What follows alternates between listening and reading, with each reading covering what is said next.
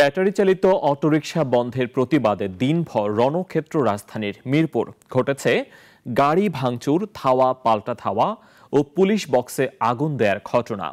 যান চলাচল বন্ধ হয়ে যাওয়ায় বিপাকে পড়েন সাধারণ মানুষ। স্থানীয় এমপি ও পুলিশ বলছে, ভিডিও ফুটেজ দেখে অপরাধীদের বিরুদ্ধে ব্যবস্থা নেওয়া হবে।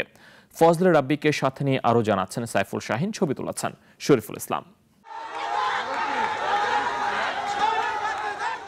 সকাল 9:30টার দিকে মিরপুর 1, 10 ও 11 নম্বর এবং আগারগাঁও ও কালশী এলাকায় ব্যাটারি চালিত অটোরিকশার চালকরা সড়ক অবরোধ করেন। পরিস্থিতি নিয়ন্ত্রণে অবস্থান নেন পুলিশ সদস্যরাও।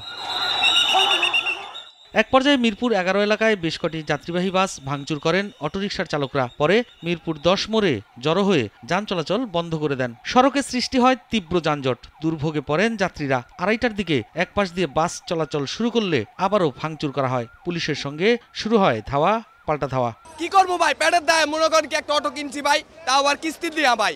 কিস্তি অটো চালে মা বাপ মনে করেন চলতাছি ভাই। এই যে মনে করেন বহুত অটো ছিনতাই করে, বাটপারি করে, চুরি করে। ওরা মনে করেন কি জানেন ভালো হইতাছে এই অটো চালায় ভাই।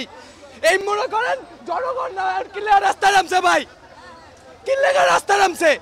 এই যে ভাষণটা যে দিল আমাদের কোনো ইয়া দেয় নাই ভাই। বিক্ষোভকারীরা কালশীর একটি পুলিশ বক্সে আগুন দেয়।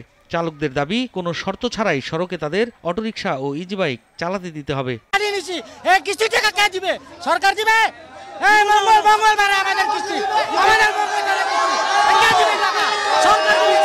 এই অর্থ ঢাকা সিটির যতটি সার্জেন্ট, ট্রাফিক সার্জেন্ট, তারা এই অটো চালকদের টাকা দিয়ে চলে, আর কিছু না, অটো চালকের টাকা দিয়ে চলে।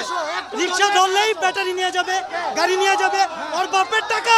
বিকেলে ঘটনাস্থলে আসেন স্থানীয় সংসদ সদস্য, বলেন ভিডিও ফুটেজ দেখে অপরাধীদের বিরুদ্ধে ব্যবস্থা নেওয়া হবে। বিএনপির একটা গ্রুপ এসে এই জ্বালাও পোড়াও করেছে, আর তারা জানে যে জ্বালাও পোড়াও করে আন্দোলন বাড়বে।